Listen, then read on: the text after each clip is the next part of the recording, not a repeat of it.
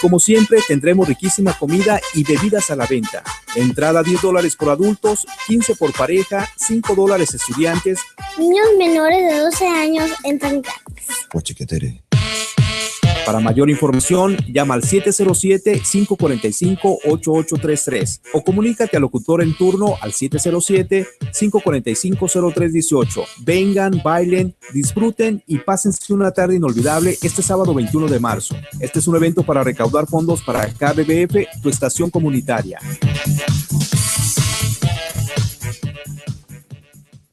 Hi, this is Adam Rodriguez. Did you know that today 1 out of every 4 American kids is Hispanic? That means many of the future doctors, engineers, scientists, and entrepreneurs of our country can be your kids. We all know how hard it is for you to send them to college. This is why we want you to know you are not alone.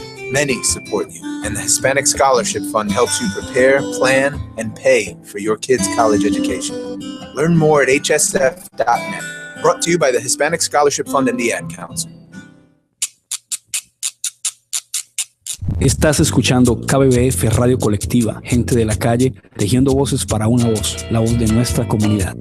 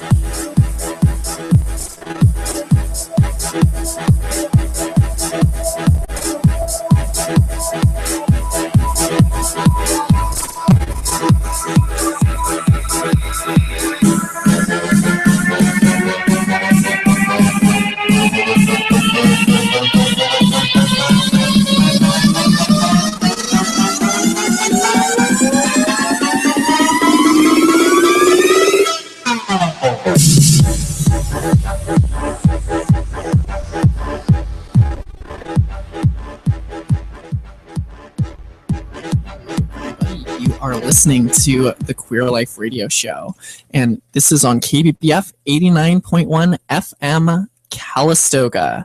The Queer Life Radio Show is LGBT news, modern perspectives, roundtable discussions, and interviews here on KBBF 89.1 FM Calistoga.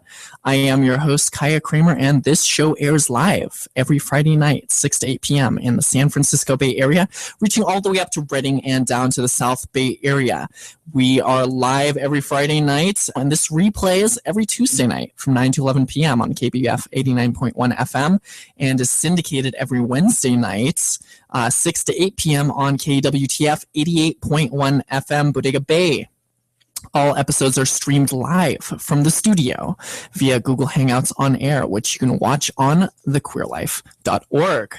TheQueerLife.org has an archive of every single episode, links to all news topics mentioned, descriptions and info for all guests interviewed, access to Trans Atheist Podcast and Lesbian Honest Podcast, exclusive podcasts from the Queer Life family, and support pages for crisis hotlines and access to mental health professionals for those who are absolutely in need.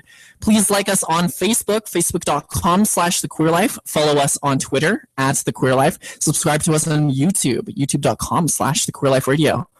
Disclaimer, what you hear on this show should not be taken as strict legal or medical advice. Please use your own discretion and check with a lawyer or doctor to directly address your legal or medical needs.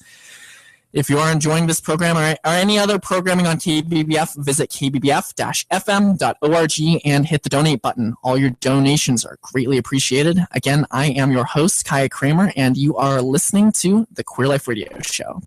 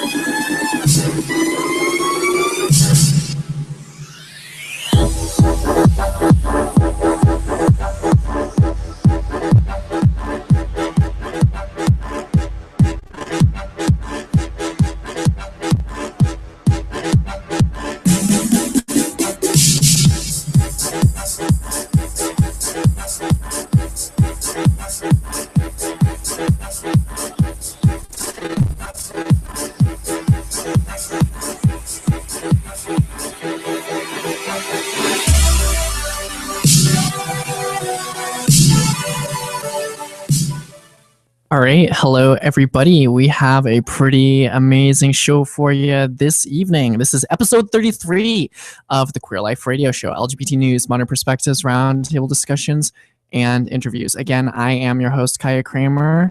Mandy will not be joining us this evening because she is getting ready to go down for her major gender confirmation surgery, also known as the gender reassignment surgery, also known as the sexual reassignment surgery, also known previously and politically incorrectly as the sex change operation. That's for transgender people out there. I'm sure you've heard that all these new laws and all this new legislation is being pushed through all the different states and federal laws and local laws, and there's kind of been huge uproar. It's, it doesn't all just end at gay marriage. Gay marriage is kind of the tip of the iceberg, but some pretty interesting stuff. So I want to just give you a little outline about what this show is going to be this evening. It's going to be 2 hours of news, and not just any news. I know you can go online and you can find news, but the news that I'm going to be reporting for you this evening is from around the transosphere, around the queer sphere, from around, it's going to be LGBT news, lesbian, gay, bisexual, transgender, queer, questioning, intersex, asexual, allies are a part of that. But, there's a lot of stuff out there that's going on in a sliver, small slice, what's going on coming out from Rainbow Land, out from the queer world. And it's I want to share voices that don't normally get shared. I want to share stories that aren't normally heard. And for me, I see these things, and I do understand that there's other issues going on in the world.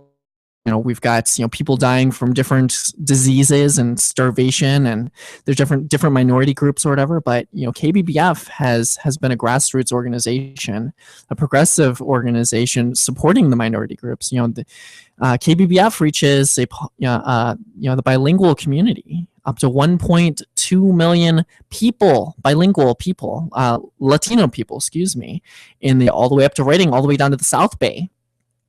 And the station was founded with the idea of promoting minority voices. And they have completely supported this show's creation and the work that I've been able to do on this show to share all the amazing things that have been happening and all the people that I've had a chance to interview. And it's truly been a privilege. So I do want to thank KBBF. I said previously that you can go and make a donation to KBBF. If you enjoy this programming or any other programming on this radio station, go to kbbf-fm.org and hit the donate button. It's just the cost of a cup of coffee. Those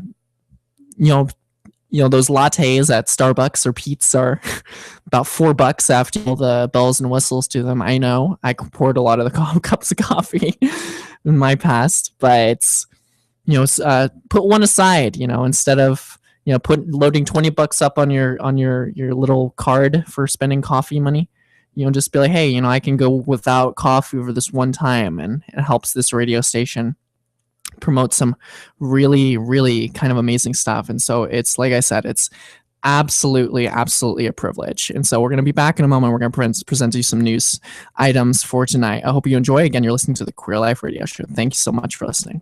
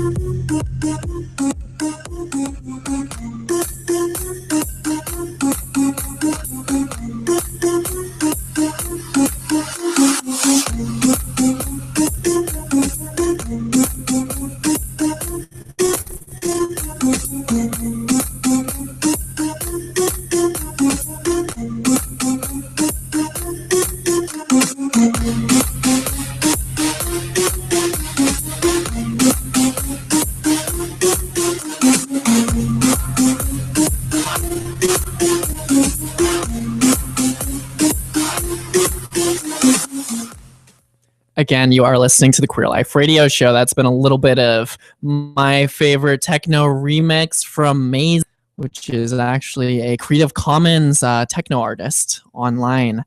You can find attributions for the musical artists that I'll be playing this evening on our website, thequeerlife.org. And you can actually watch this episode. Yes, I said watch on thequeerlife.org. This is episode 33. Title of this episode is Bathroom Policies and Planet Fitness. Got some pretty interesting stuff for you in terms of our news subjects for tonight. First article we'll be covering tonight, I want to for you here. First article is from WKZO News. All Women's College, Wellesley, to accept transgender women. It's kind of a new idea, an all-women's college. We'll be going into that soon enough. From rawstory.com, Planet Fitness drops member who complained about, quote, manly trans woman in locker room. You know, what do you think about that? Trans women who don't, quote unquote, fit the passable idea of what a trans woman should be, somebody who looks completely feminine in terms of our societal expectations of what a woman should look like. A manly, quote, trans woman in the locker room, and a Planet Fitness member complained about her. What do you think about that? Tweet us at The Queer Life. We'd love to hear some of your thoughts, and we'll get back to you over the interwebs, all the series of tubes. From Huffington Post, locker room frenzy returns, Zoe Tour, and the politics of false movement messiahs. Now, Zoe Tour, she's actually the first openly trans news reporter in the U.S. Came into the job as a news reporter, but formerly she was Bob Tour, Chopper Bob, a news helicopter pilot who spent years and years reporting from a helicopter, and that's what her experience is. Now she's on the ground as a reporter and an openly trans one. So some pretty incredible stuff, and I got some clips from the internet about that as well. Also including a small piece from Secular Talk, which is a YouTube channel talking about a study of transitioning transgender youths are happier. That's the title of the segments from Secular Talk. Pretty interesting online YouTube channel. Also be sharing a small piece of a conservative blogger, video blogger on YouTube. He goes by the name of Steven, and it's called Louder with Crowder. That's the name of his show. Hidden camera, cross-dressing at Planet Fitness. He gives his opinion on what these trans laws are and tolerance and all that stuff. And so I don't share these things because I think I want to give a platform to, you know, people with hate, or I'm supporting anybody or which other. I share different points of view because these points of view exist, and everybody out there should at some point hear what everybody's thinking. You know, everybody thinks, oh, well, you know, it's not really a problem. I don't care if you're gay. I don't care if you're transgender. I don't care if, you know, whatever you do, blah, blah, blah. But, you know, clearly a lot of people do care. And while you might not care, there are some people out there who do care, and they do think it's a problem, and they're going to do everything they can to stop it. And that's pretty intense. So, you know, I share these opposing views. And yes, I'm giving them airtime. Yeah, but it's important that we know. And in America, we have freedom of speech. And even though I don't necessarily agree with everybody who speaks about LGBT or trans rights or transgender people in the appropriate restroom facilities or locker room facilities, but it's important that we know. And I'm all about running through the middle there and, finding out what's the best way that we can communicate. Because I can't just come on here and talk about all this stuff and, expect people to think that I'm 100% right without having heard what other people have to say. I mean, how fair is that? I spend a lot of time going through a lot of articles. Mandy, my co-host, she sends me articles every week. A lot of these articles are sent directly from her. If you have any submissions or you think there's anything I should talk to us, tweet us at The Queer Life or go to thequeerlife.org and hit the contact link. And that sends us a little email and just, let us know what you think. I love going through the messages. If you know somebody that needs help, has any troubles, has any issues coming out as queer, coming out as gay, coming out as transgender, or they just don't know, they're just questioning. We've got a list of resources on The Queer Life, on thequeerlife.org. We've got a resources list or a get help list with a list of mental health professionals, crisis hotlines, and all those kinds of things. And if you're unsure, you can hit our contact page, and we'd certainly love to connect you up with somebody who can help you. Like I said in the beginning, not a lawyer, not a doctor, and I'll be sharing a lot of legal and medical information, but always for sure reach a mental health professional. Always for sure reach a real lawyer, and that's that. So there's all that out there for you here. I got another article, kind of a follow-up to an article I presented a couple weeks ago about the sodomite act from a man who actually just found out is a lawyer who said that all gays need to be executed under the will of God, under the United States. And by a bullet to the head. I am not kidding. This is real. All links to these articles I'm talking about are on thequeerlife.org as well. Find and actually a link to the law that this guy wants to put into place that kind of goes through, and it's pretty intense. It seems kind of surreal, but it happens. People actually believe that all gays should be shot in the head, like this guy's saying. All trans are just confused men, and it's part of the challenge that we as queer people have to go through, that we as LGBT people have to go through, and it's a part of a reality. When I'm helping somebody to come out as I'm helping somebody to come out as gay, and I'm just kind of guiding them through what it means to be honest with yourself. Let them know that the real world is the real world, and sometimes it's fairly harsh. And so we don't paint any fake pictures here. I do want to be real with all of you out there. While coming out as queer has been a great and wonderful and eye-opening and awakening experience for many LGBT identified people, it does not come without its costs. You do have to pay for it, and some people pay for it in terms of their relationships with their families. Some people have to pay for it in terms of their careers. Some people pay for it with their lives. And that's part of the reason why I continue to come on every week to share all this stuff with you, because there are a lot of people taking their lives, and there's a lot of people whose lives are being taken from them. And it's fairly simple.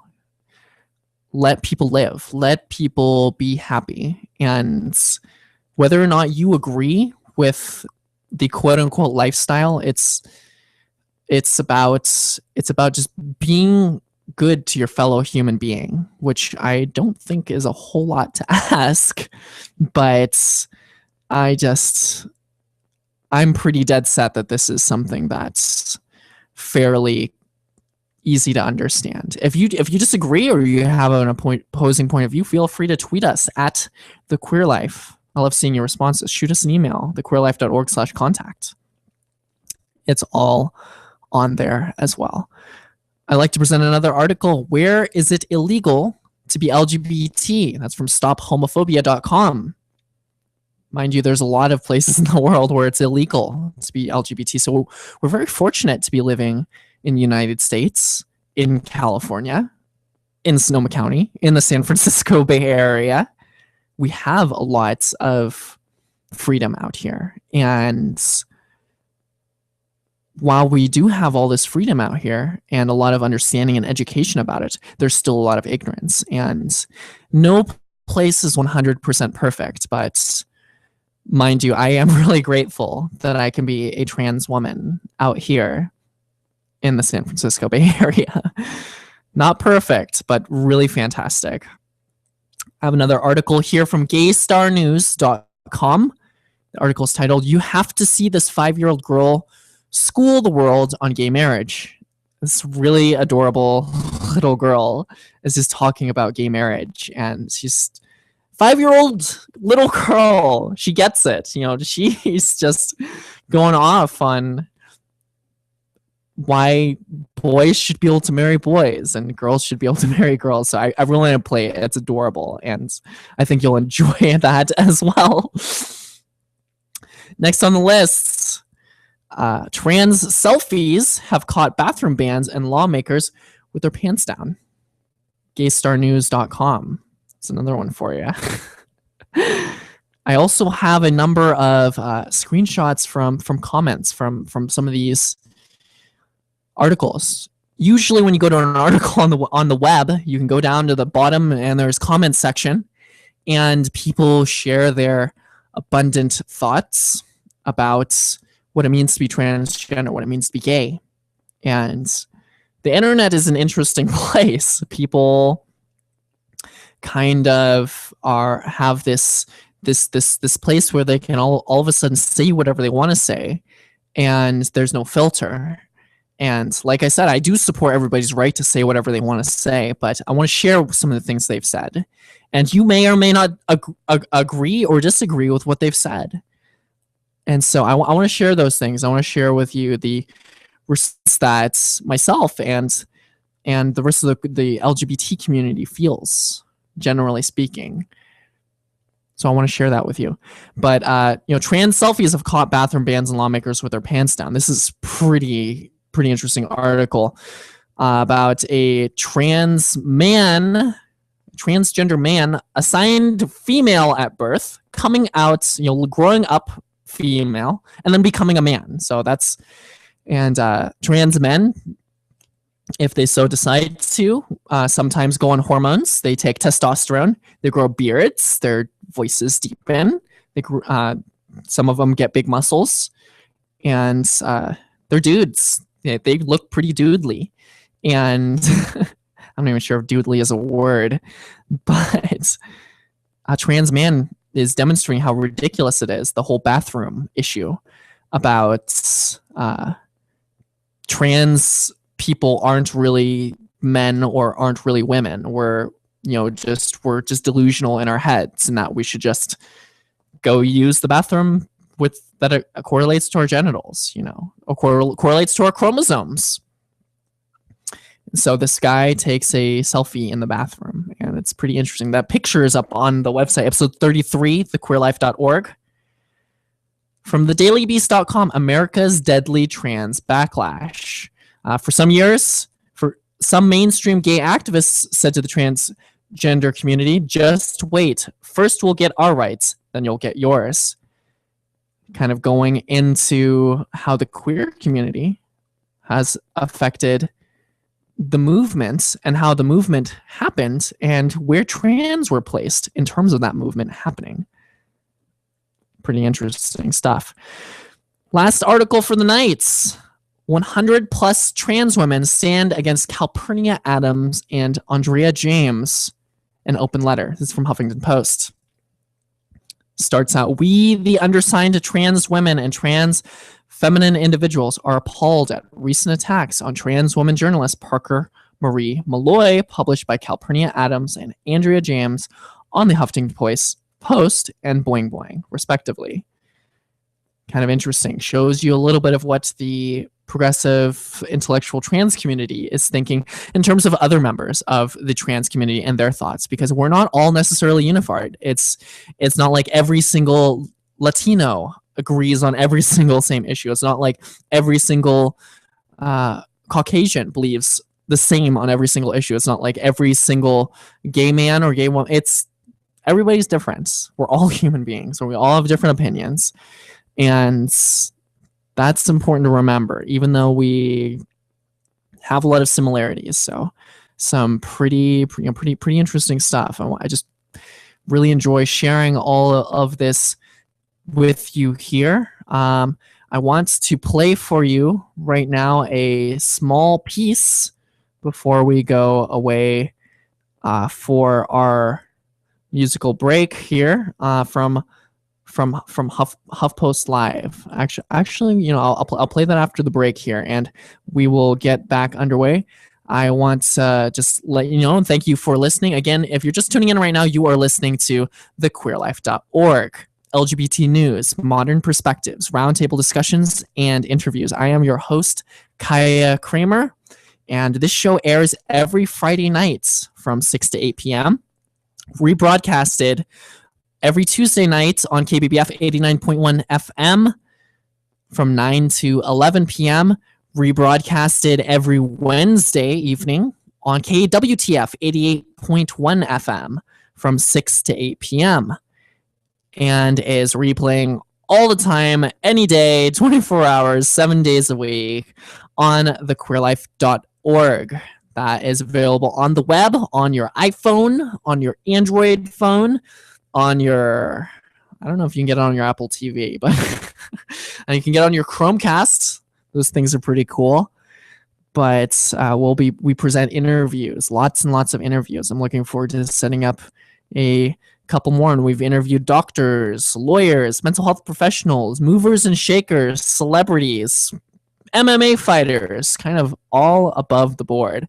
So again, I just want to thank you. You've been listening to the Queer Life Radio Show. Thank you so much for listening, and continue to listen on. We're going to get back to more news after the break. Thanks so much.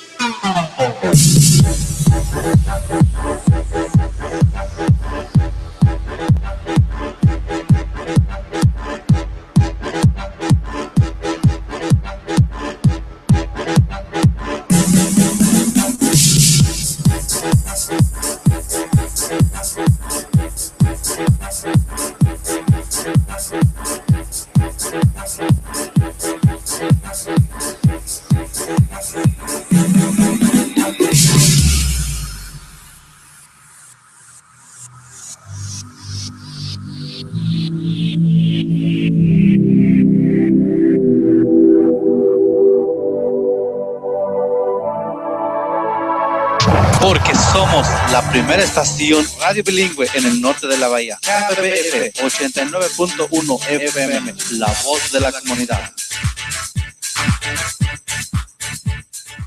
KBBF 89.1, tu estación de radio comunitaria, en el mes de marzo le da la bienvenida a la primavera. También te invita para que vengas a celebrar el próximo sábado 21 de marzo, desde las 6 de la tarde a las 10 de la noche en el Centro de los Carpinteros, en el 1700 de la Avenida Corby, en Santa Rosa. Pásatela bonito con el ambiente musical del grupo gitano. Y como siempre, tendremos riquísima comida y bebidas a la venta. Entrada $10 por adultos, 15 por pareja, $5 estudiantes. Niños menores de 12 años entran gratis. Guachiquetere.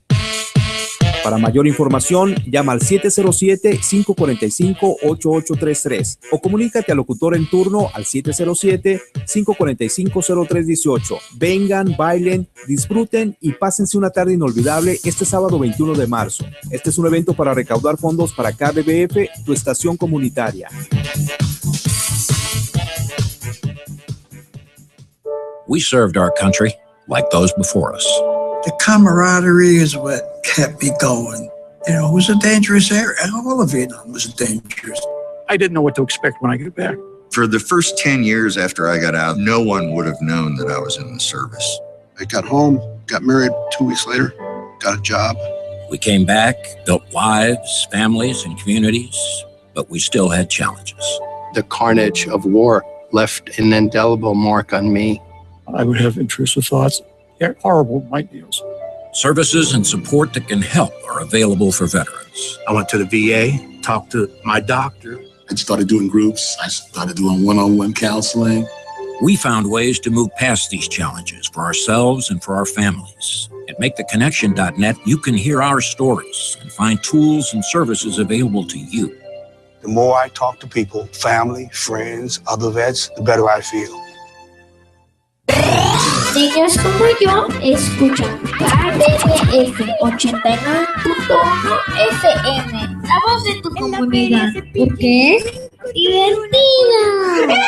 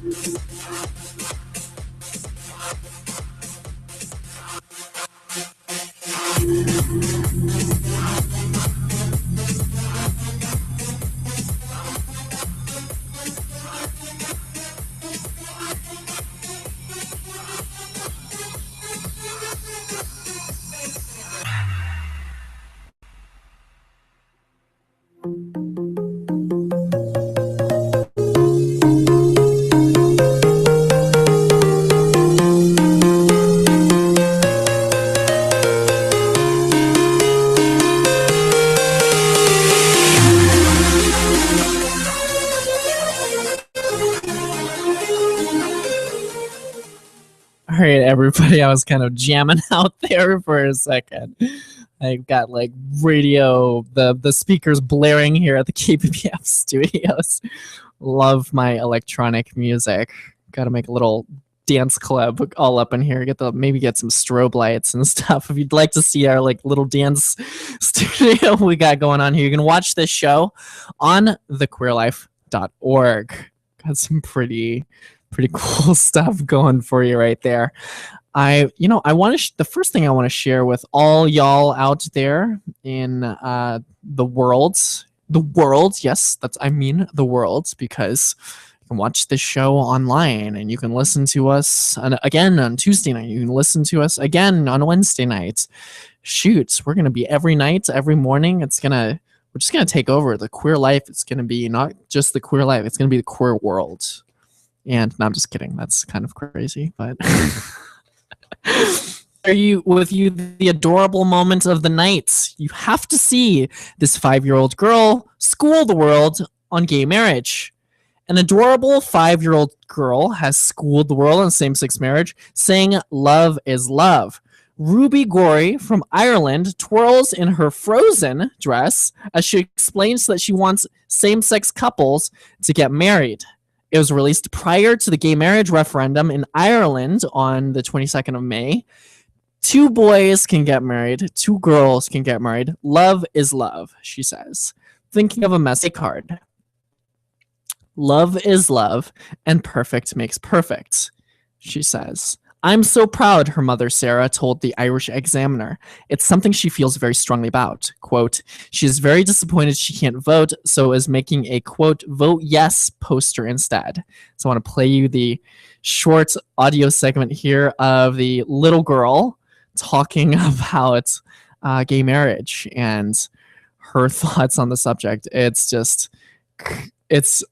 If you have children or you spend time around children, you'll know that children have just kind of this clear and sharp little mind that just kind of rings a certain truth through it. And they see the world in a way that's not quite yet polluted by the misgivings of the world and all the different levels and complications that we kind of, even lose becoming adults. And it's pretty incredible. Anyway, I was kind of just laughing and kind of crying watching this little girl get it when I have such a hard time trying to explain it to adults sometimes, us grown-ups.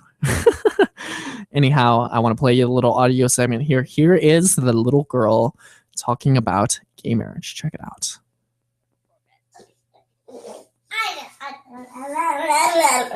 Right. Come on. Wait. So,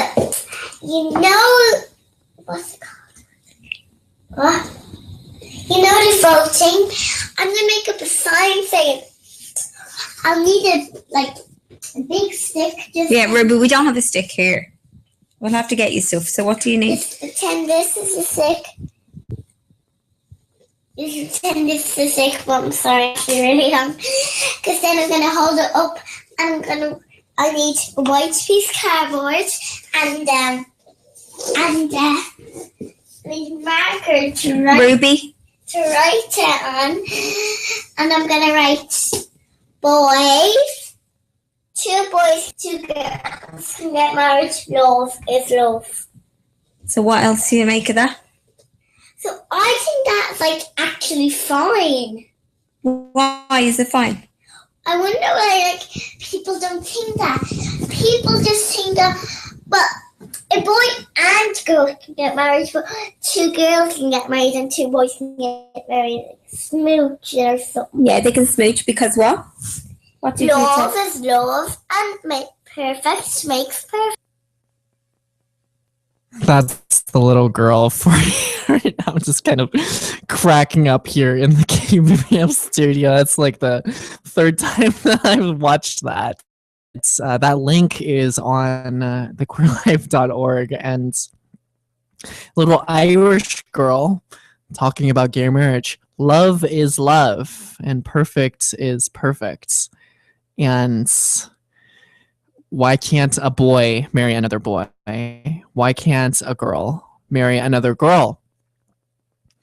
There's a lot of reasons why people think so, but not to this little girl. Pretty incredible stuff. I mean, are you going to disagree with this little girl? Would you tell this little girl that she's wrong?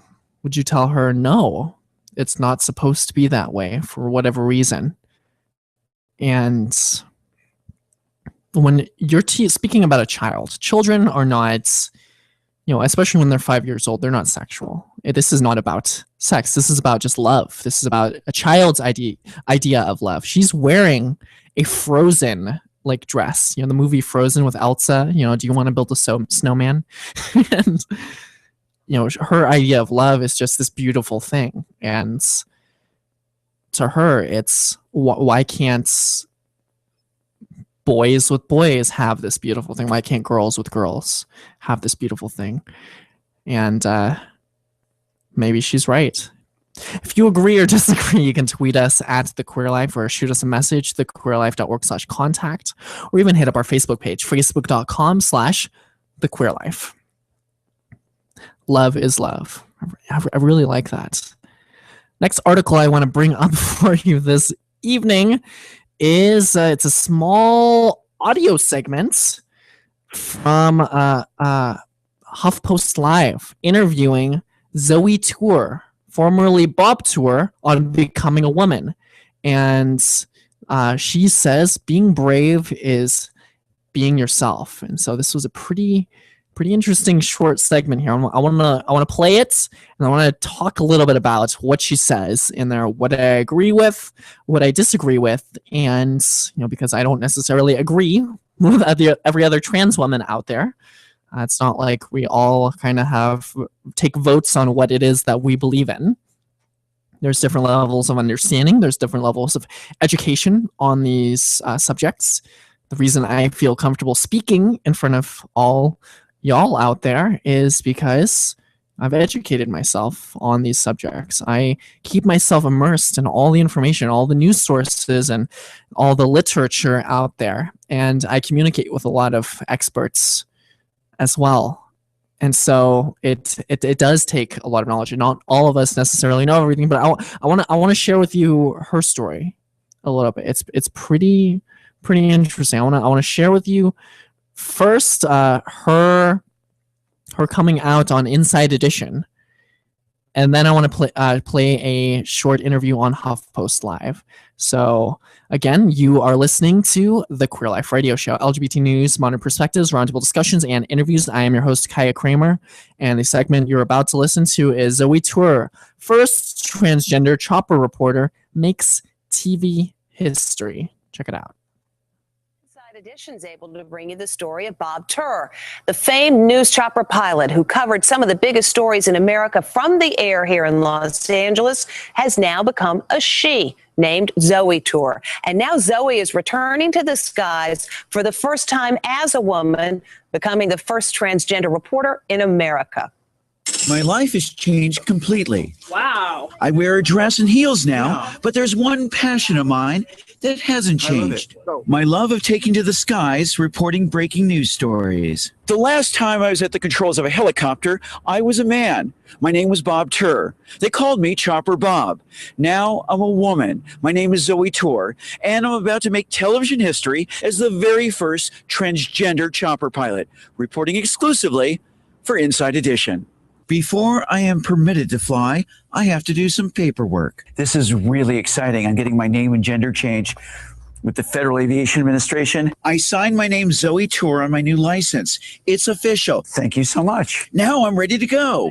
Yes. This is just like amazing, right? This helicopter is very similar to the one I used to fly when I was working as a news helicopter pilot, covering stories from the skies above Los Angeles. We're in the air looking down on the most incredible scene. I conduct a pre-flight check and all systems are go. I'm so excited. Something else to get used to. Getting into the chopper in heels. My co-pilot today is Sean Miller. Until I get a medical exam, I'm not permitted to fly solo. After a final instrument check, we're off. We're now 1,500 feet over the city, and everything is just wonderful. It's great to be at the controls of a helicopter again, especially as a female. Memories come racing back as we pass over familiar territory in the skies above Los Angeles. Right there is there that I found O.J. Simpson and the white Bronco, and the rest is television history. Taking control of the copter is like second nature. One thing I quickly discovered as a female pilot: ditch the high heels. I mean, really, seriously. Approaching Los Angeles, I spot a storm. There's storm clouds up ahead. We just had lightning right over there to the right. As a woman, I pilot this whirlybird completely different than I did as a man. Maybe I'm a little safer now and a little bit more careful and not as daring. It's been an exhilarating first adventure back in the skies. We bring the chopper back in without a hitch. How'd I do? Oh, you did excellent. Just really? Like you've never been out of the helicopter. But there's quite a surprise back at the hangar. This woman in the bright blue dress is Dana Valley. But like me, she used to be a guy, and he was once my arch nemesis. This helicopter reminds me of the kind of the aerial duels we had. Dana was once an aggressive chopper pilot named Dirk. He and I competed for stories like who was first at the O.J. Bronco chase. Two Los Angeles aggressive, competitive news helicopter pilots are both transgender. What are the odds? It's crazy. Pretty unlikely to happen, but it did. We didn't like each other. No. Now, as women, we have more in common than we could have ever imagined, including our love of flying. We should take it for a spin. This is Chopper Zoe, over and out. This is amazing, and I want to thank Inside Edition. Really, thank you for the opportunity.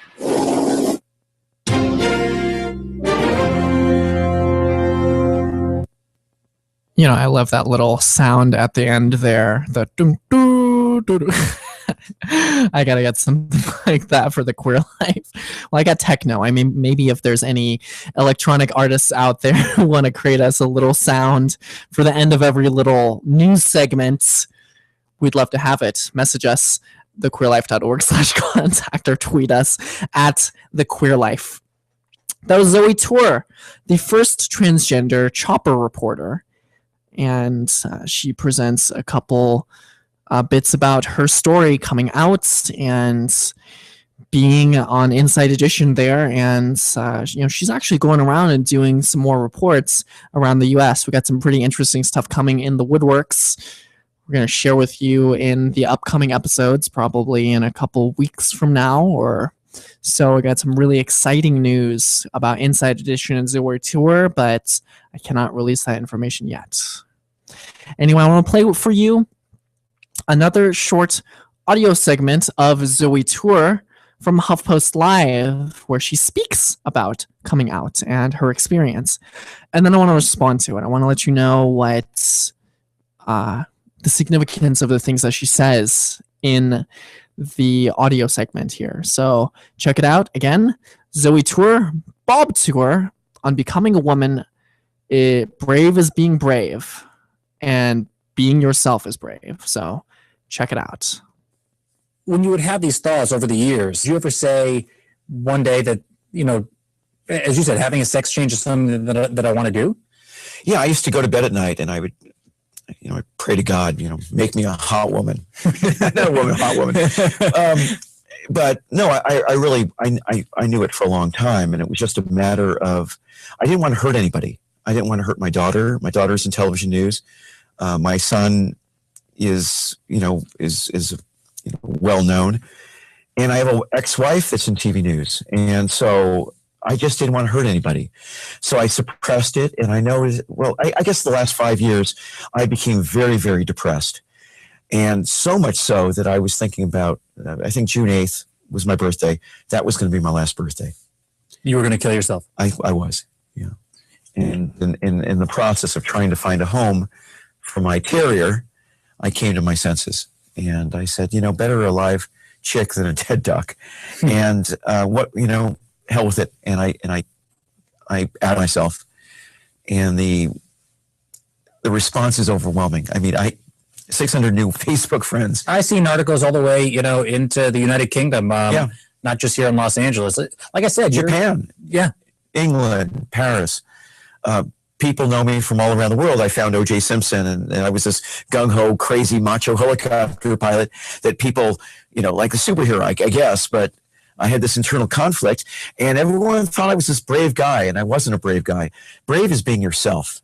And for the first time in my life, I'm being brave. Gay people, when they come out, they're brave. Fighting fires, being a police officer, or doing rescues, that's not brave. You can admire those people. Brave is being yourself.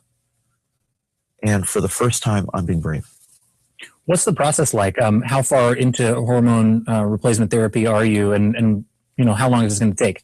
It's a very interesting process. If you were to go on YouTube and look at male to female transition videos, about the 4th to 5th month, the change is extraordinary. So my body's always in the... where are you now? Well, I have 2 estradiol implants. I'm 38 days into the process. My skin is changing. I will have female skin in about, finish transitioning that way in about 15 days. My brain is already thinking like a woman. I think like a woman. I have for the past 3 weeks. The differences are extraordinary. They're exquisite. Also, my body's changing. I'm losing muscle mass very quickly. My pants are falling off of me, but I'll have a female form. My backside's getting bigger. Hips are getting bigger. Waist is getting smaller. I'm developing breasts. My breasts are it's painful right now. I had to buy my girlfriend Teresa had to buy a bra for me because the sensation is horrible. And about the 4th month mark, I will not look like this. I will look like a woman, 50-year-old woman, and maybe a 40, hopefully maybe 40. And, but if you go on and look at these changes, it's remarkable. It's truly remarkable. All right, everybody, that is a short segment from HuffPost Live. Zoe Tour, Bob Tour on becoming a woman. a short interview right there. And just before that, we played a short segment from Inside Edition here. And I just want to address a couple points brought up in the video. I took some notes on the video, and that video again is available to be watched on your own interwebs on thequeerlife.org.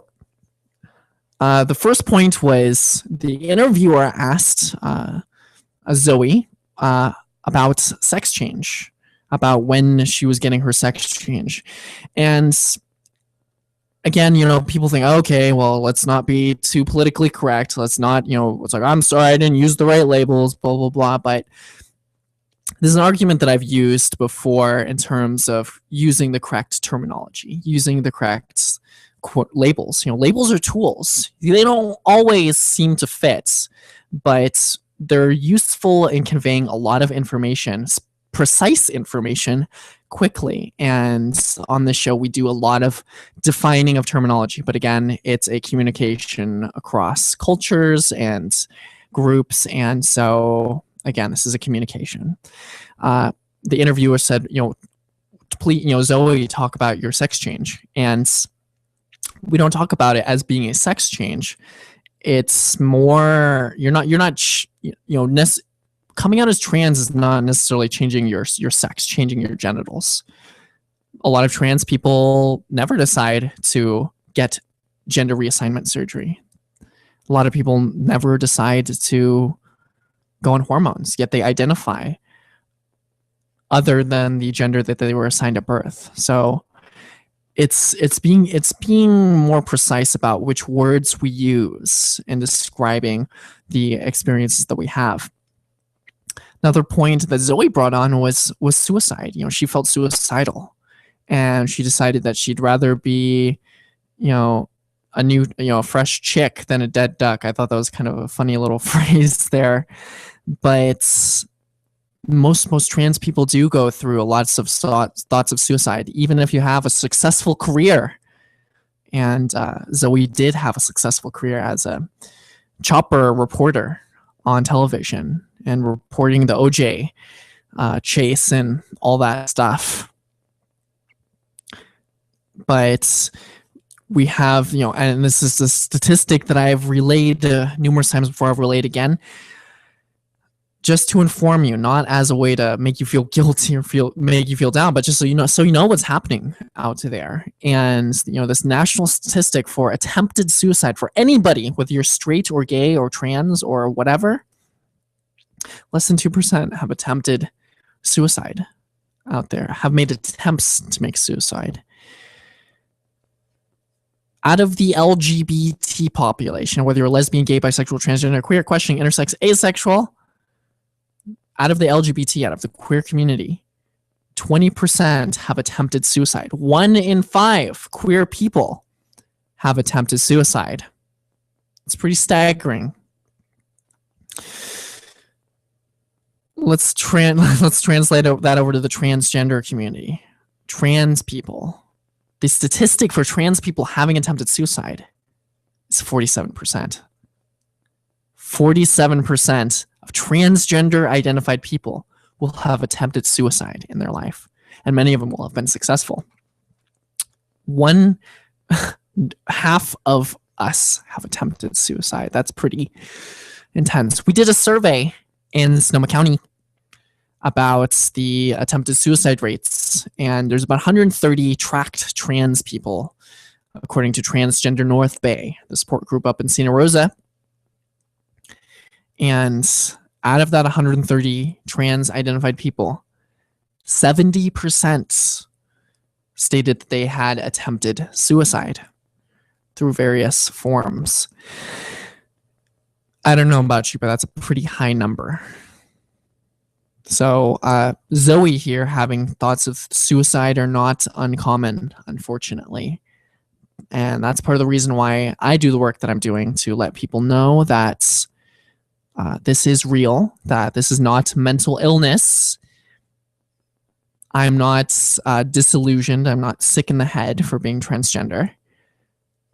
I'm just different. And so are the rest of the trans out there. And if we can make a better world where half of us aren't killing ourselves or trying to kill ourselves, that would be good.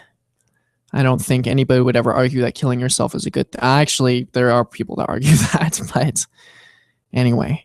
The statement that she made about being a police officer is not brave, or being a firefighter is not brave, that's not a statement that I endorse on the show. I just wanted to say it. That's her opinion, and that's not the opinion of every single trans person out there. Bravery is defined in many different ways, and so I don't want to belittle the positions of people who are doing services and putting their lives on the line. That's, in my opinion, that is brave. So I just want to put that out there. The interview goes into questions about HRT, hormone replacement therapy. And that's kind of an interesting point. Most interviewers, like myself included, do pre-interview. I'm sure that these questions were vetted with Zoe going on and on. But it's kind of it's an interesting point. Asking somebody about their hormones. Yeah, it seems relevant in terms of trans people and what it is that we're doing. Well, isn't this interview about you being transgender?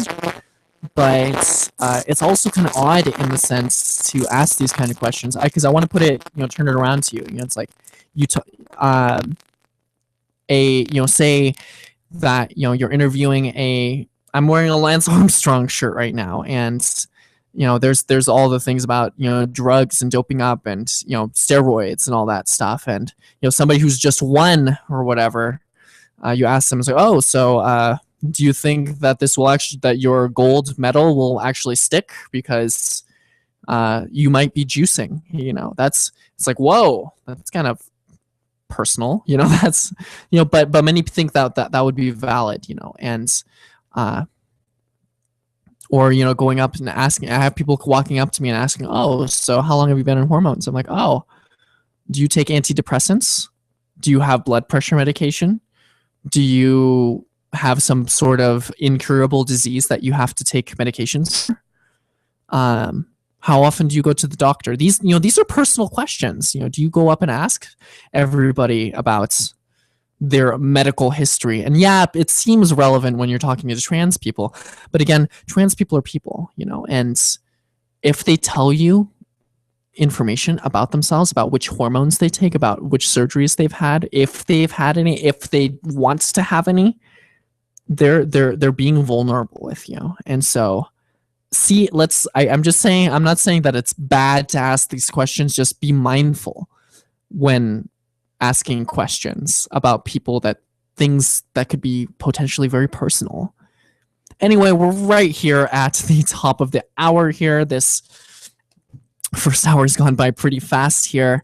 I just want to let you know you've been listening to the Queer Life Radio Show, LGBT news, modern perspectives, roundtable discussions, and interviews every Friday night from 6 to 8 p.m. and Tuesday night from 9 to 11 p.m. on KBBF 89.1 FM, every Wednesday night 6 to 8 p.m. on KWTF 88.1 FM, and 24/7, 24 days a week, 7 days a week.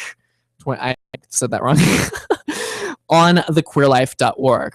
Check it all out. Again, thank you so much for listening, and stay tuned in. We're going to be discussing more of the Zoe tour interview here, bringing up some more points from that, and then continuing on with more LGBT news from around the world. Thanks so much for listening. I'm your host, Kaya Kramer, and check some more of us out.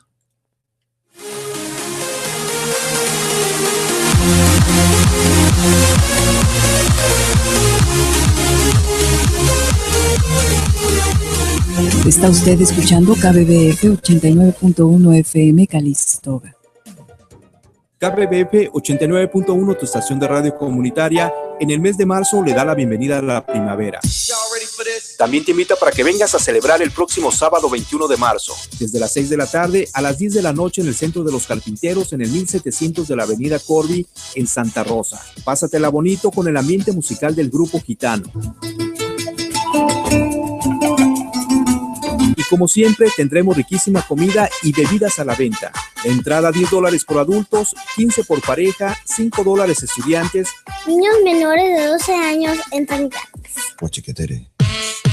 Para mayor información, llama al 707-545-8833 o comunícate al locutor en turno al 707-545-0318. Vengan, bailen, disfruten y pásense una tarde inolvidable este sábado 21 de marzo. Este es un evento para recaudar fondos para KBBF, tu estación comunitaria.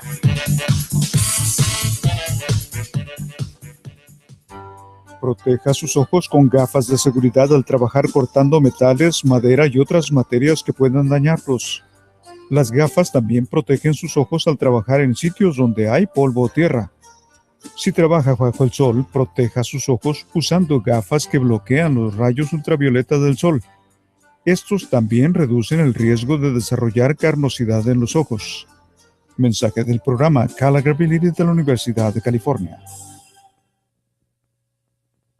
You're listening to KBBF Community Radio 89.1 FM, Calistoga, Santa Rosa. Estás escuchando KBBF 89.1 FM, Radio Cultura, Calistoga, Santa Rosa.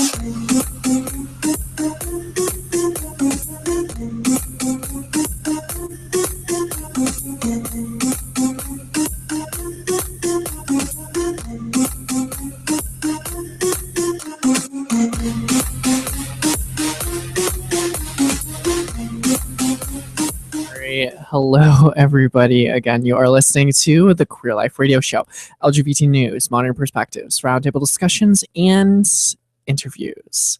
This is episode 33 of The Queer Life. You can check out this episode and all other episodes on thequeerlife.org. You can tweet us at The Queer Life. Follow us on Facebook, facebook.com/The Queer Life. Follow us on YouTube, youtube.com/The Queer Life Radio.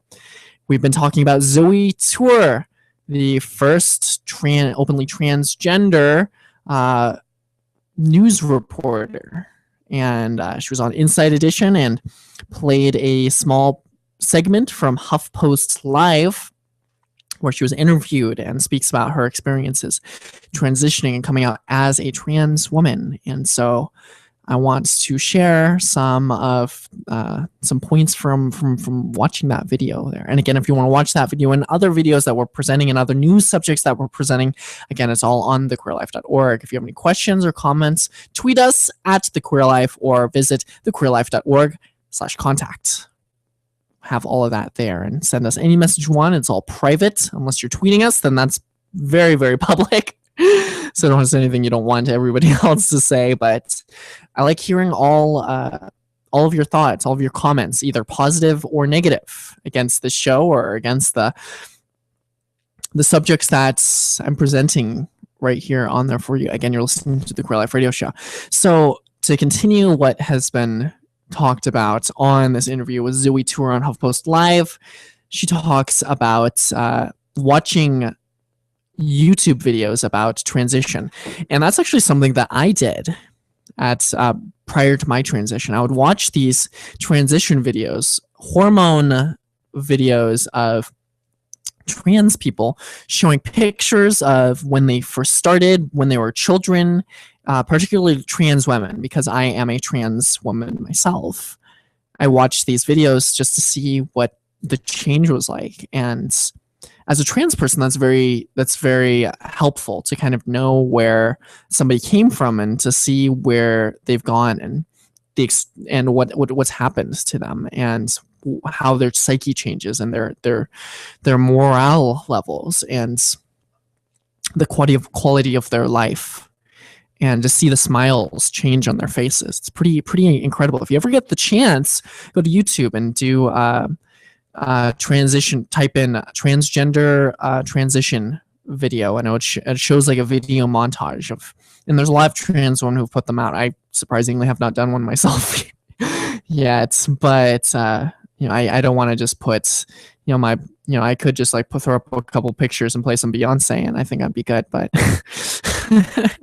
I don't think I'm a Diva would quite cover the emotional depth of how profound a transition is for us.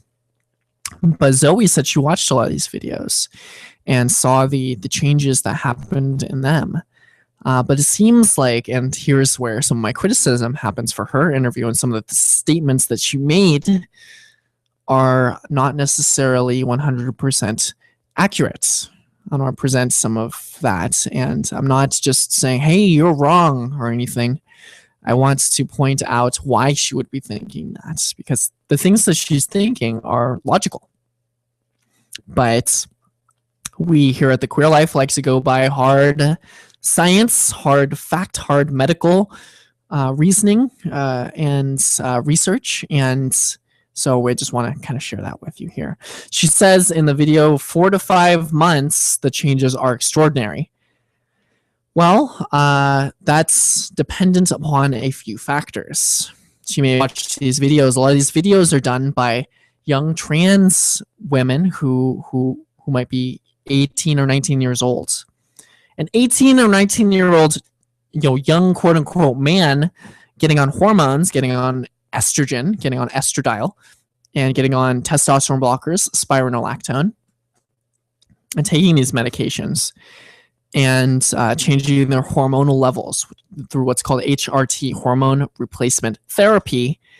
And the changes they get are extraordinary for 18, 19, and up to 24-year-olds.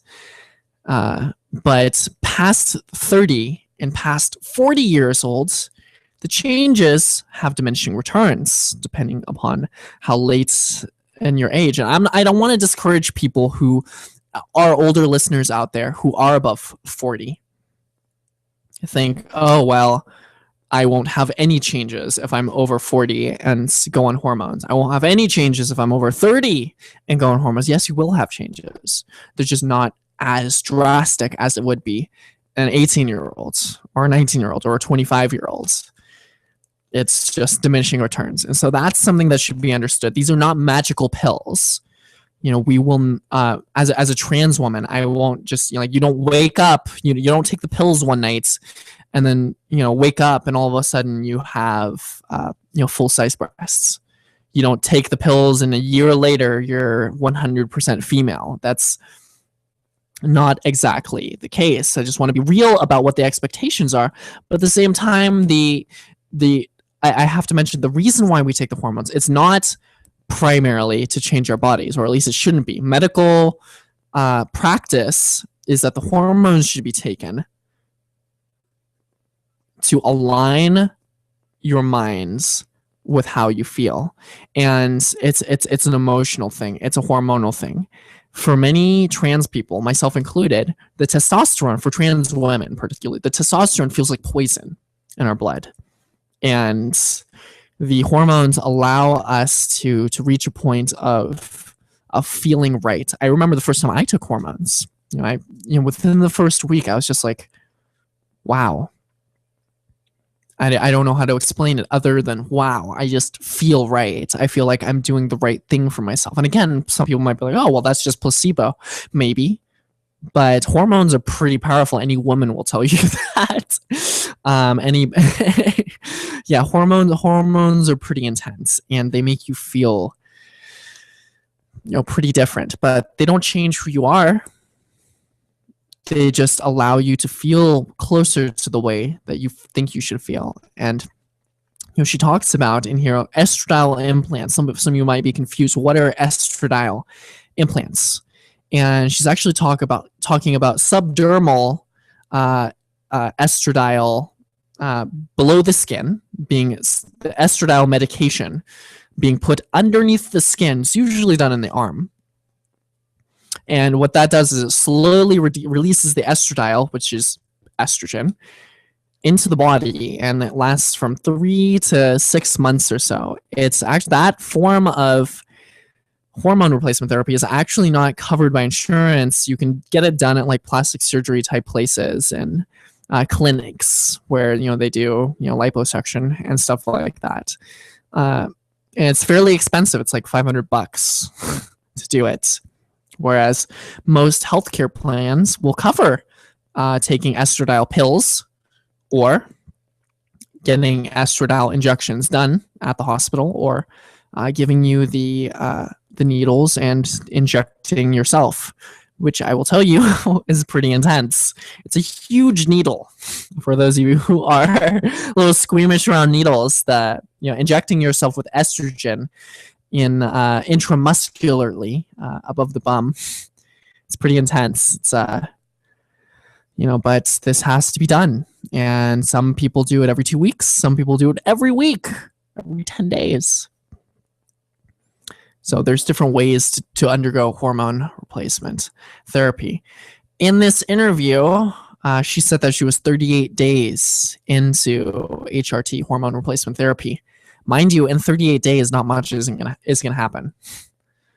And it seems like, and I'm not saying that she was wrong and that she wasn't saying that she wasn't experiencing them when she actually was, but I'm saying typically speaking, 38 days, you're not going to have a whole lot of breast developments, and you're not going to have a whole lot of changes. A lot of people think, oh, well, hormones are going to turn you into a quote-unquote woman or whatever. It's small changes.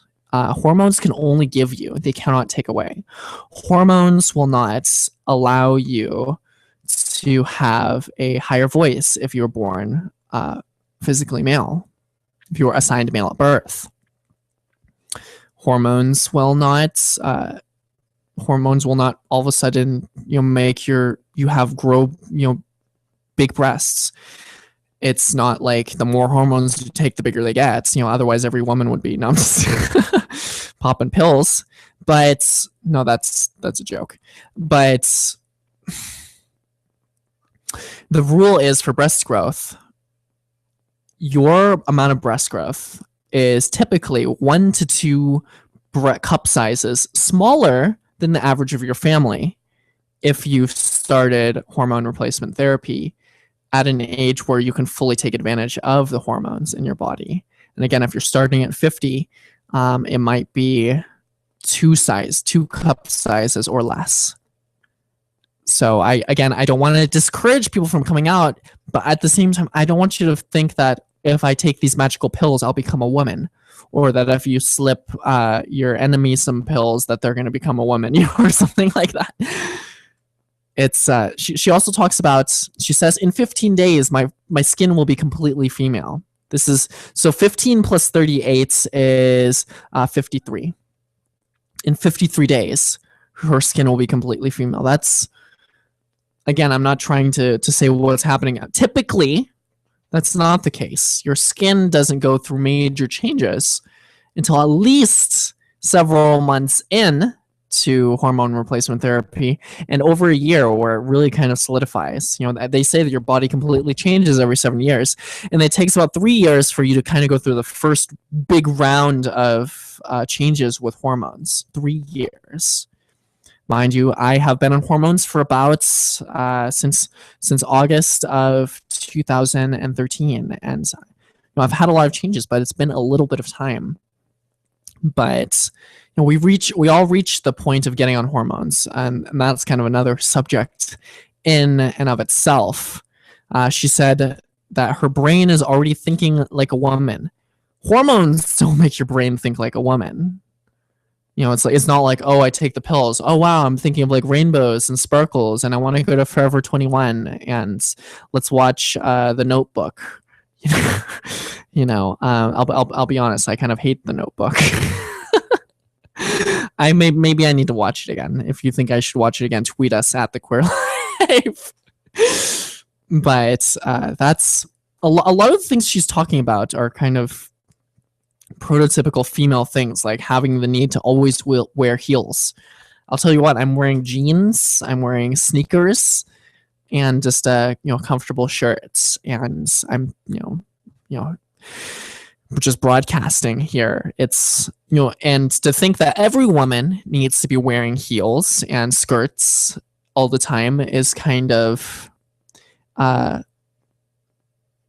sexist. I'm not sure if there's any other word for it. It's these cultural and societal expectations of women that propose that women have to be a certain way, and a lot of women fall into that thinking. A lot of men fall into that thinking. A lot of trans women fall into that thinking, but not all of us stay with that thinking, or not all of us go to that form of thinking. I am completely fine with all my masculine presentation. I mean, I am a very feminine person. I present very femininely, but I don't feel the need to, quote unquote, overdo it, because a lot of girls just go out wearing sneakers and just jeans and t-shirts, and maybe just put on a pair of earrings or whatever. It's being a woman is so varied and so different, because we as human beings are so varied and so different. She talks about losing muscle. Yeah, you lose muscle, but it's not that immediate. It takes a year, at least a year, for your muscle to start to diminish. And mind you, I used to do mixed martial arts a lot of, and I used to pump iron. I had some pretty big guns. Come on down to the gun show. They're large and in charge and looking for chickies. That's from Joe Dirt. Have anybody seen that David Spade movie? But I worked out quite a bit. My arms were big, and I haven't really been working out my arms, but my arms are still muscular. It's hard to lose muscle, even if you're cutting off your testosterone. I'm talking about that chemically speaking. I'm not being physical here. I'm not talking about orchiectomy, removal of the testicles. That's different.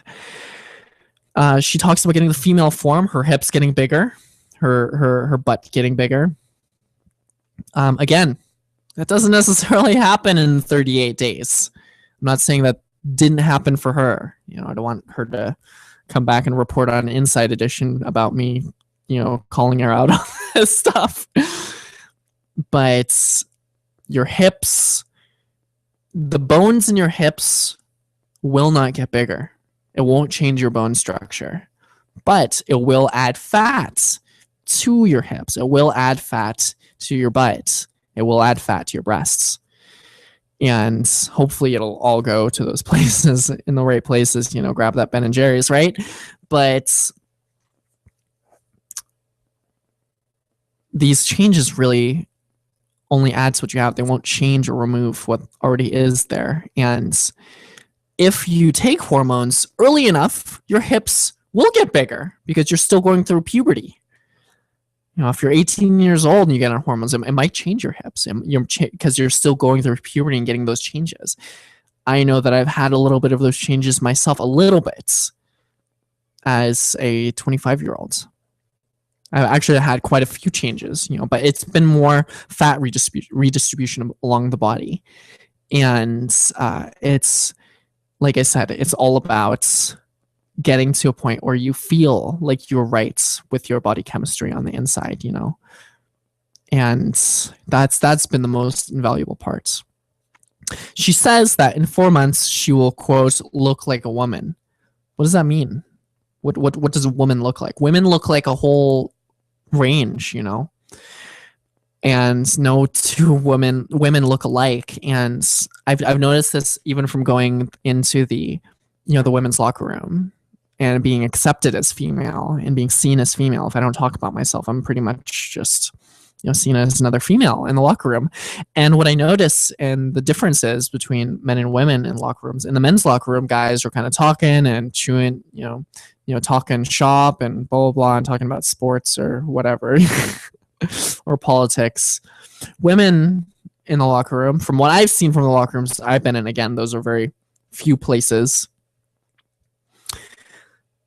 you know, women tend not to look at each other. They tend to, you know, be very guarded about their bodies. You know, women have become very self-conscious about themselves. And again, I don't know what cis women think, because I'm not a cis woman, I'm a trans woman, but I see that, and I'm not looking around at people, that we all kind of, that all the women, myself included, just kind of keep to ourselves, change our clothes, put it on, boom, get out. And you know, it's pretty interesting. But Zoe seems to think that, you know, in 4 months she will completely look like a woman. Be looking like a woman and being perceived as a woman are two different things. And you know, there are cis women who, quote, don't look like women, you know, and to say that women look a certain way it's a little narrow, because we all look different. And so that's a little bit of what I want to share with you here. And that's, you know, we're not all trying to become just ultra feminine. Some of us are naturally ultra feminine. Like I said, I'm fairly feminine myself. And, you know, I present as female. I do like putting on makeup. I don't put makeup on all the time. I don't feel that it's necessary. Most girls don't feel that it's necessary to put it on all the time. Some girls do feel like it's necessary to put makeup on every single time they leave the house. They can't leave the house without putting on makeup. And some people naturally feel like that is who they are. Others feel like that if they don't, they'll look ugly. And I want to empower you out there. If anybody out there is listening, that a woman doesn't need to put on makeup to be beautiful. And a woman doesn't need to have perfect bone structure to be beautiful. A woman doesn't need to be skinny to be beautiful. For a woman to be beautiful, a woman just needs to be confident in herself and to feel empowered to do the things that she wants to do and to be happy. You know, that's beautiful. But again, that's just my opinion. I'm just a humble radio show host out here, and kind of getting a little deep there for a second. I want to talk about the next little news piece here. Kind of shifting gears for a moment. LGBT lawmakers call for a Sodomite Suppression Act. It's going to be the next little news item here. And the Sodomite Suppression Act lawyer to be disbarred. Calls for the California lawyer to be disbarred after he filed a proposed law for all gays to be executed. Lawyer Matthew Gregory McLaughlin of Orange County filed his proposal law in February, calling for a statewide ballot. He intends to fight the, quote, abominable crime against nature known as buggery, with harsh penalties for gay people and allies such as jail time, exile fines of $1 million, and death by firing squad. It reads, quote, seeing that it is better that offenders should die rather than all of us should be killed by God's wrath against us for the folly of tolerating wickedness in our midst, the people of California wisely command, in the fear of God, that any person who willingly touches another person of the same gender for purposes of sexual gratification be put to death by bullets to the head or by any other convenient method. California's LGBT caucus, a group of lawmakers from across the state legislature, have called for Mr. McLaughlin to be disbarred on the grounds that he is violating the requirement for lawyers to act in, quote, good moral character. All right, listeners out there, did he violate the requirement for lawyers to act in good moral character? That I can definitely see has some varying opinions out there. A lot of you are probably shaking your head. Well, of course they should all be shot. Put them on an island and, blow the island up or something like that. I'll tell you what, it's gay people don't give birth to gay people. All you straight people do. Sorry. I had to do it. Queer people aren't going away. And it's a part of the natural order of things. And it's not that we're breeding more thought. It's not that we're getting more people to become gay or to become transgender. Honestly, I wouldn't wish this on anybody. I feel that I'm very special in terms of being transgender, in terms of being queer, and that I have a unique perspective that very few other people have, that I'm anointed in some way, and in some ways blessed to be able to see what I have seen and to understand what I have seen. I think that's amazing, but all the oppression, all the hatred, all the mean things that people have said to me, all the the issues I've had and trans people have had, getting employment, getting killed, getting disallowed from being able to get a house because they don't want a gay person renting their house or a transgender person. I wouldn't wish that on anybody. This is not an easy life, and we don't choose to be this way. And doctors aren't enabling mentally ill people. That's kind of my little 10 cents on that.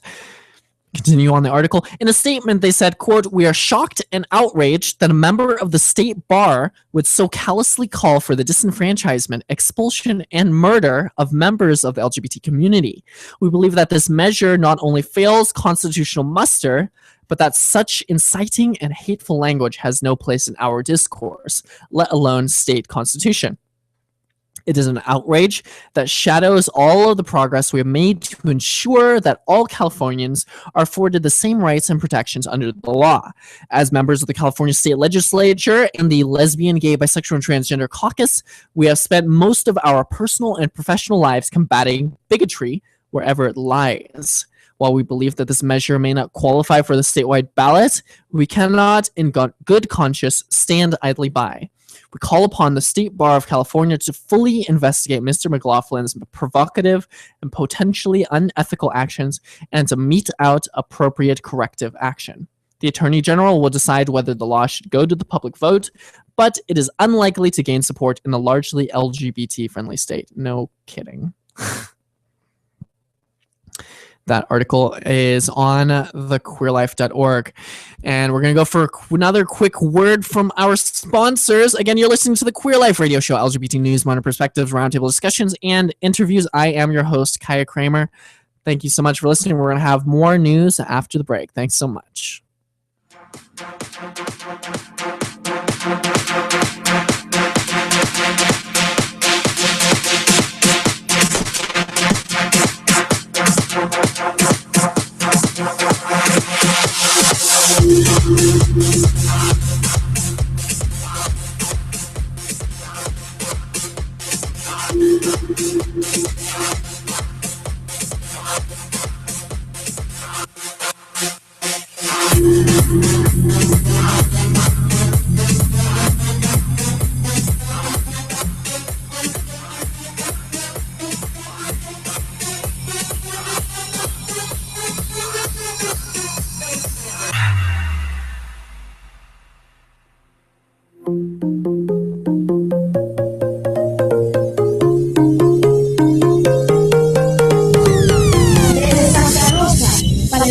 California, transmite KBBF 89.1 FM.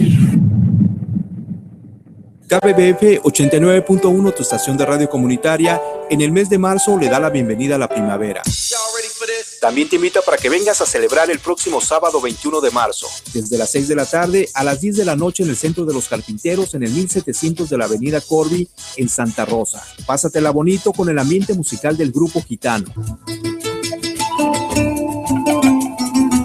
Y como siempre, tendremos riquísima comida y bebidas a la venta. Entrada $10 por adultos, 15 por pareja, $5 estudiantes. Niños menores de 12 años entran gratis. Para mayor información, llama al 707-545-8833 o comunícate al locutor en turno al 707-545-0318. Vengan, bailen, disfruten y pásense una tarde inolvidable este sábado 21 de marzo. Este es un evento para recaudar fondos para KBBF, tu estación comunitaria.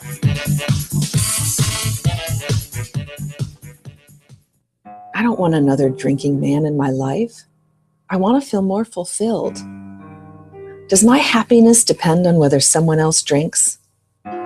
My pastor suggested I try Al-Anon family groups, and I'm glad I did. Are you troubled by someone else's drinking? You might be surprised at what you could learn in an Al-Anon family group from people just like you. Call 1-888-4-AL-ANON or go to alanon.org. Nuestro teléfono en cabina, 707-545-0318. KBBF, la voz de tu comunidad.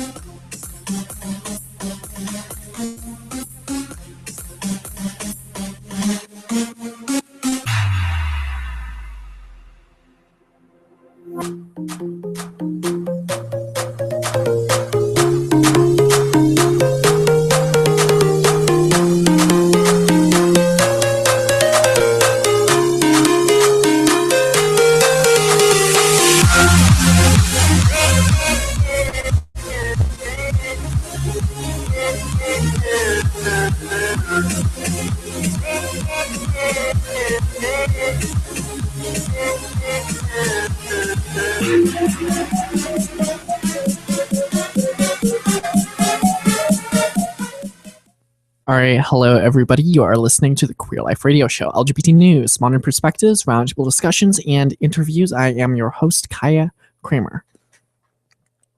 We just spoke about Zoe Tour and becoming a transgender TV reporter for Inside Edition.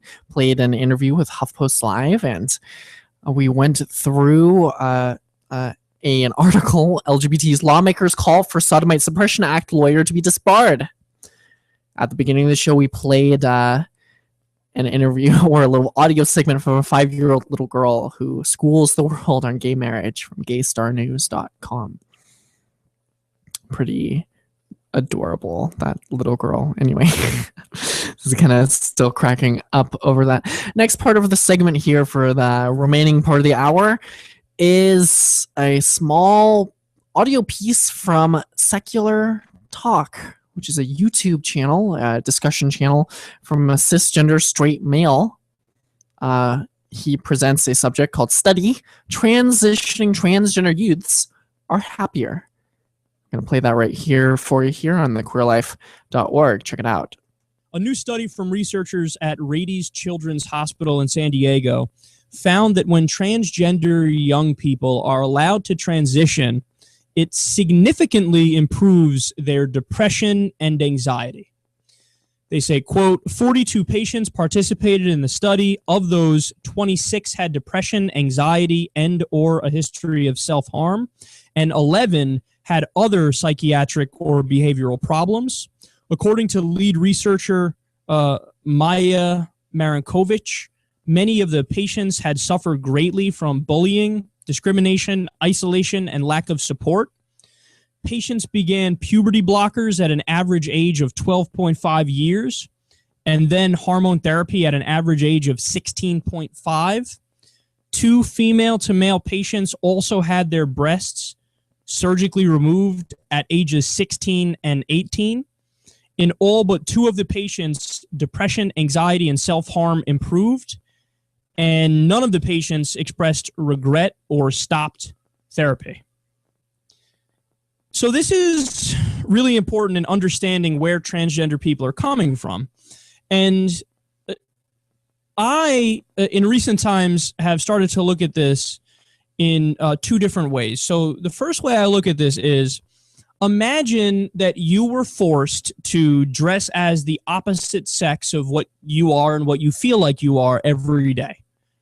So if you're a straight guy, it's like if you or we were forced to wake up and no matter what, here, you have to put on this dress, here, you have to wear lipstick, here, you have to wear a wig, and you have to speak in a voice that's more in line with a feminine voice than a masculine voice. You have to force yourself to do that every day. It's like if that was done to me, I would slowly lose my mind. I would, because that's not what I am. I'm not being true to myself. I know what I am, and it's not that. And it would be embarrassing. It would be legit embarrassing to me. So think of it that's what transgender people go through, because that is what they go through. They're walking around as something that they're not, and they're embarrassed by it, and they hate it. And it adds depression and anxiety, creates these things, and it makes them feel it's just wrong. You're living a lie. And when you repress things like that, they manifest themselves in weird ways and terrible ways and destructive ways. So that's the first way to look at this. And the second way to look at this is something, I'm not going to lie, I saw this on like the Discovery Channel or the Science Channel or something like this a while back. It's this issue where it's called body identity integrity disorder. And that's when people really feel, they genuinely feel like one of their arms, for example, or one of their legs, it's a limb that doesn't belong. They feel like, no, you don't understand. When I look at my right arm, for example, it feels like is a dead weight, useless third arm. Like if I had a third arm that's just dead weight hanging off here that doesn't do anything useful and it's just annoying and I feel like it shouldn't be there. Some people look at just one of their limbs like that.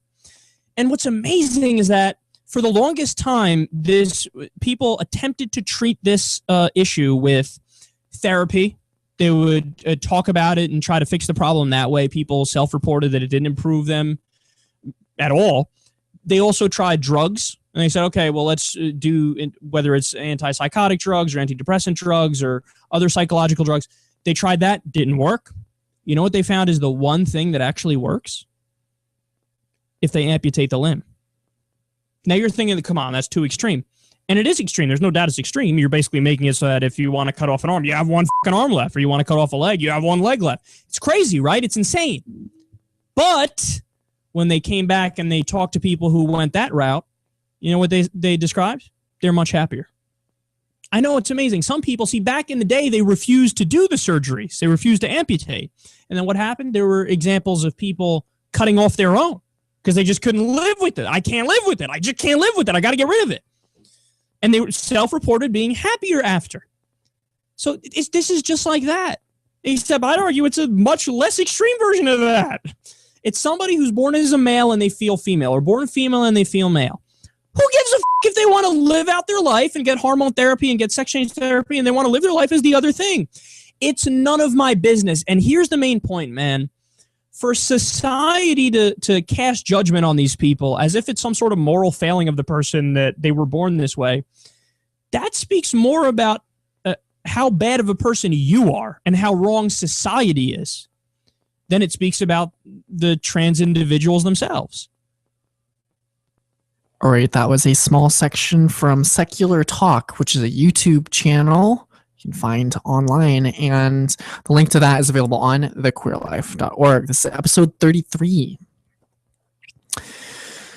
He talks about the kind of, the reason I shared his perspective is that this is a cisgender straight man who is speaking about trans people, and he's an ally, but I present it because these are different thoughts. These are varying thoughts. I'm speaking from a transgender perspective. He's speaking from a cisgender perspective. Cisgender is what most of you are.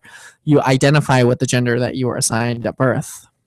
I do not, so therefore I identify as transgender, across or beyond the gender I was assigned at birth. And at the beginning, he talks about transgender youths are happier. The statistics show that trans youth, typically at 12 years old, if parents permits, a transgender feeling child can get hormone blockers. Hormone blockers, mind you, are not harmful. They only delay non-destructively the effects of hormones. So if you are a transgender girl and you don't want your voice to drop, or you don't want to get big muscles, or you don't want to grow really big, or if you're a transgender boy, you don't want your breasts to grow, you don't want your hips to grow, you don't want to having a period when you feel like a man. It's a lot of these things are really very traumatic to trans kids, and a lot of you out there are probably saying, well, why don't they just get over it? God made you that way. You're supposed to be that way. But these are genuine feelings. It doesn't mean that these kids are sick in the head. And that a lot of studies show that, people think, oh, well, it's the same as body dysmorphic disorder, where if you try to help them or let them do things to their body that, if they let them lose 1 million pounds, and they're really skinny and it's not healthy for them. Trans people, if you allow us to grow up to be the way that we want to be, and to present the way that we want to be, and to block our hormones the way we want to be, that we're okay, that we're happy, that we're functioning units of society. Isn't that what everybody wants? Don't you want all your roads to be paved? Don't you want all your legislation to be passed? Don't you want everything just to work? Don't you want everybody to be okay? But not everybody wants that. Not everybody wants everyone to be okay. So I just thought it's really interesting. He kind of went off in a weird direction where he talked about dismembering body parts.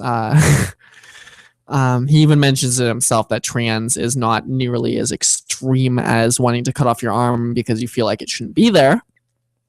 Again, that is a real that's actually a disorder. Being transgender is not considered a disorder. It's the DSM-3 stated transgender as gender identity disorder. The DSM-4 came out within the last couple of years and changed it to gender dysphoria. So it's not technically considered a disorder according to the American Psychological Association, who is the de facto ruling authority on creating all the terminology and defining all the mental conditions and all the above. Mind you, it's not normal. Of course, it's not, quote, normal.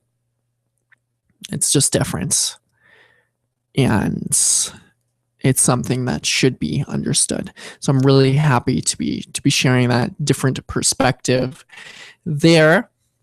I want to talk about one of the last things I want to talk about here is Planet Fitness. The gym, the no judgment gym. Planet Fitness drops member who complained about manly trans woman in the locker room. This is from rawstory.com.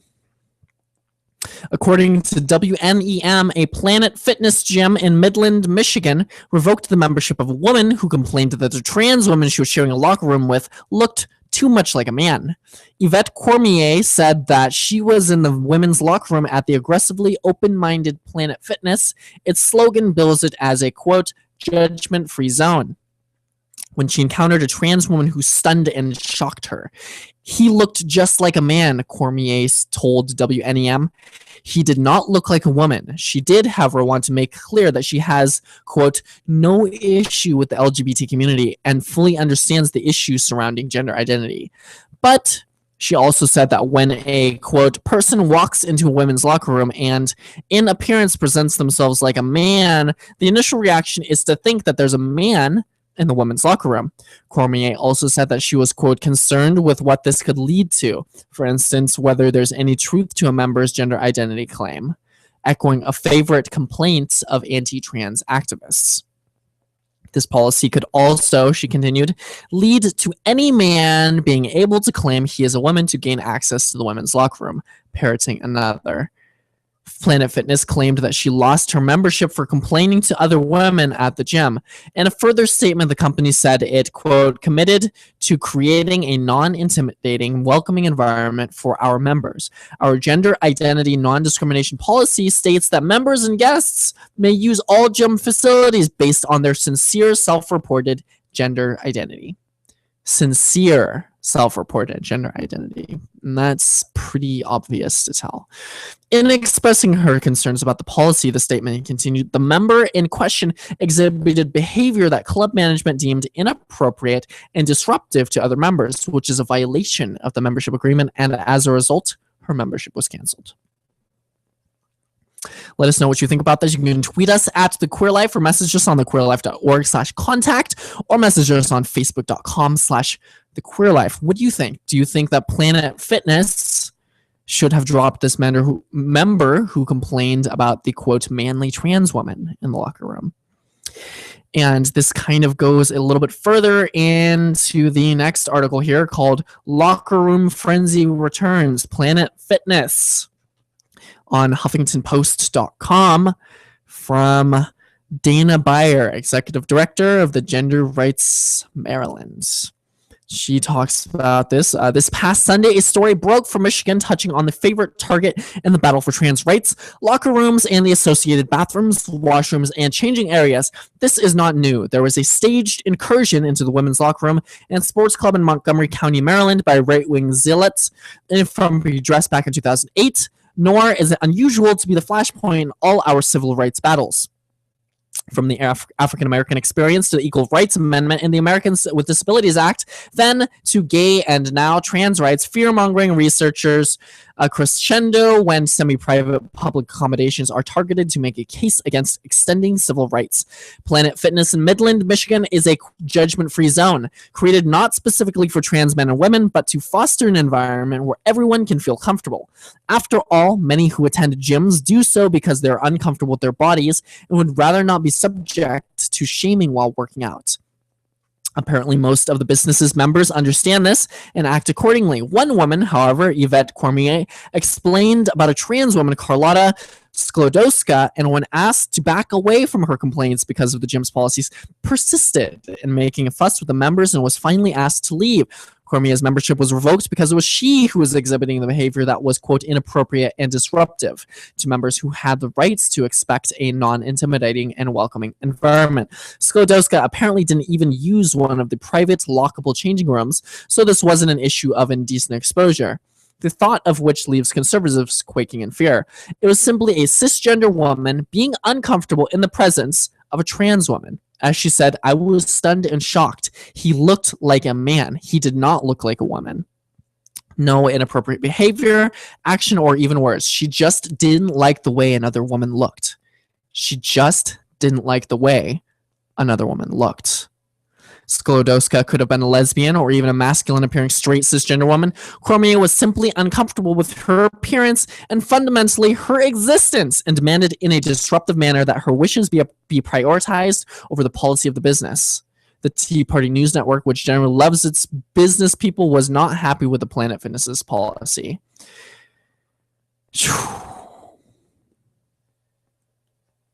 That's pretty intense. That's pretty interesting stuff there.